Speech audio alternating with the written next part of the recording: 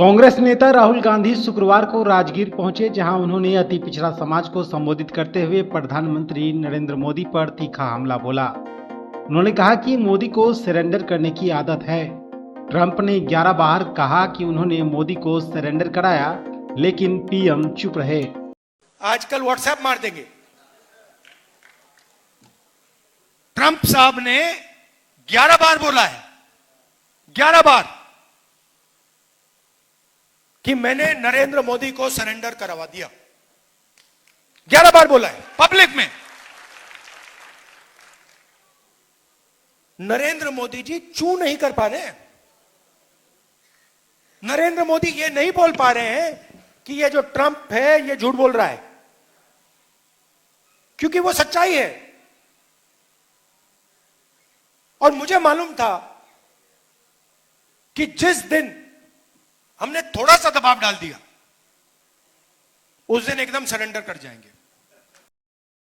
राहुल ने जाति जनगणना पर जोर देते हुए कहा कि मोदी खुद को ओबीसी कहते हैं, लेकिन जब जनगणना की बात होती है तो वो कहते हैं कि देश में जाति नहीं है। अगर जाति नहीं है तो आप ओबीसी कैसे हुए? उन्होंने कहा कि अगर जनगणना के आंकड़ों की बाकी सरकारी डेटा को जोड़ा जाए तो विकास का नया मॉडल सामने आएगा, जिसकी शुरुआत बिहार से होनी चाहिए। आरक्षण पर राहुल गांधी ने कहा कि 90% आबादी वंचित है, फिर भी 50% आरक्षण की सीमा क्यों? राहुल ने निजीकरण पर भी निशाना साधते हुए कहा कि एयरपोर्ट, डिफेंस समेत सब कुछ अडानी अंबानी को दे दिया गया है। मैं आपको बोल रहा हूं, या तो बीजेपी सही जाति जनगणना करेगी, मुझे नहीं लगता करेगी। वो 27 में कह रहे करेंगे, मुझे नहीं लगता। मगर मैं आपको वायदा कर रहा हूं, बीजेपी करे ना करे, मैं तो पार्लियामेंट हाउस में, राज्यसभा में, लोकसभा में करवा के दिखाऊंगा, क्योंकि मैं आपको सच्चाई दिखाना चाहता हूं। मैं आपको आपकी सच्चाई दिखाना चाहता हूं कि आपके साथ, आपके खिलाफ इस देश में किस प्रकार से काम किया जा रहा है। आपके बच्चों के भविष्य के खिलाफ किस प्रकार काम किया जा रहा है। मैं आपको ये क्लैरिटी से दिखाना चाहता हूं। ये देखो, ये है आपकी सच्चाई। और ये मेरे लिए राजनीतिक लक्ष्य नहीं है भैया। ये मैं राजनीति के लिए नहीं कर रहा हूं, ये मैं अपने देश के लिए कर रहा हूं, सच्चाई के लिए कर रहा हूं। कॉन्स्टिट्यूशन में लिखा है, जिसको इसको जो या इस पर आक्रमण कर रहे हैं, इसको खत्म करने की कोशिश कर रहे हैं, इस कॉन्स्टिट्यूशन में लिखा है ये देश सब लोगों का है। ये देश हर जात का है, हर धर्म का है, महिलाओं का है, पुरुषों का है, विकलांगों का है, सबका है।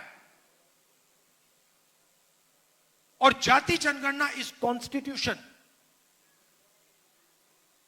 इस प्यारे कॉन्स्टिट्यूशन की रक्षा करने का तरीका है। और मैं जानता हूं जो मैं कह रहा हूं, इस बात को आप गहराई से समझ रहे हो, क्योंकि आपके लाइफ में आपको दिखता होगा। अभी मैं आया, छोटी सी बच्ची मुझे कहती है मैं डॉक्टर बनूंगी।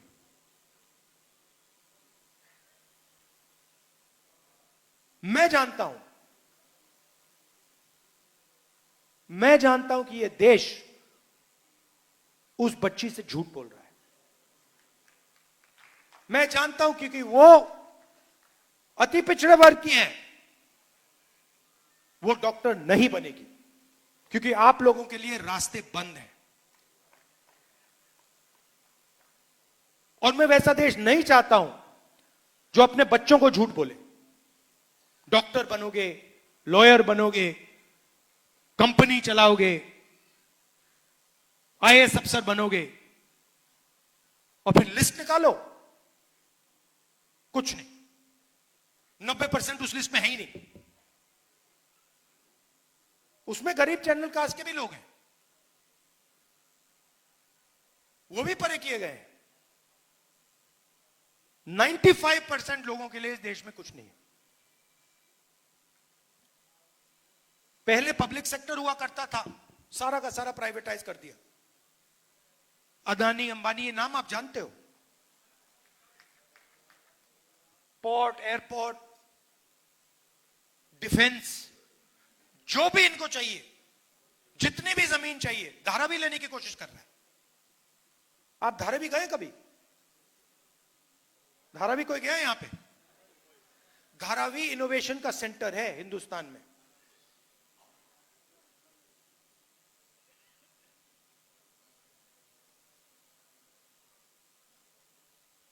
पूरी की पूरी जमीन ले जा रहा है,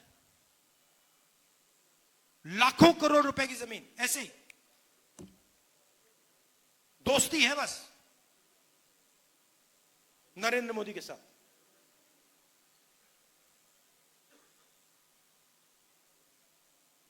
लाखों लोगों को बर्बाद कर रहा है। उनका रोजगार वहां है, उनका पूरा बिजनेस वहां है, वहां से उठा के ऐसे फेंक रहा है। गहलोत में दशरथ मांझी के बेटे से उन्होंने मुलाकात करते हुए दशरथ मांझी की प्रतिमा पर माल्यार्पण किया। उसके बाद उसके बेटे भागीरथ मांझी से भी मुलाकात की, जो आर्थिक तंगी से जूझ रहे हैं और बोधगया से चुनाव लड़ना चाहते हैं। राहुल ने उनका हाथ पकड़कर पैदल मार्च किया।